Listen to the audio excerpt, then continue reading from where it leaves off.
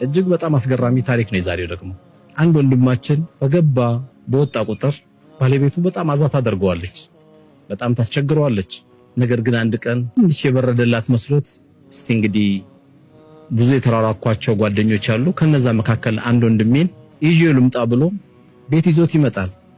ቤት ይዞት ሲመጣ ከበር አገባብ ጀምሮ እንግዳው አልተመቸውም። እንግዳውም እንዳልተመቸው ይሄም ሰው ተረድቷል።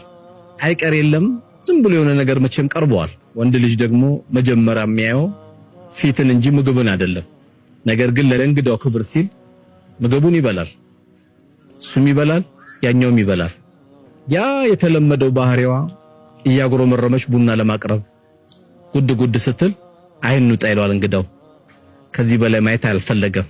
አቀራረቧ፣ ቁጣዋ፣ ራሷን የምታይበት መስታወት በጣም ከባድ ስለሆነ እንጣለውና ወጡ። ይሄን ወንድሜ መጠየቅ አለብኝ ብዬ ና ካፌ እንግባ ብሎት ሻይ ሊጠጡ ይገባሉ። ቤት ውስጥ ያየውን ነገር በጣም ስላዘነ ምን ነው ወንድሜ፣ ስንት እህቶች አሉ መልካም የሆኑ ትዳር ምን እንደሆነ የገባቸው እህቶች አሉ፣ ለምን ሌላ አግብተህ በሰላም አትኖርም ሲለው አይ እኔ ይሄን አማራጭ አጥቼ አይደለም፣ ነገር ግን ሌላ ወንድሜ እንደኔው ከሚሰቃይ ብዬ ያ ወንድሜ ያሳዝነኝ ነው አለ።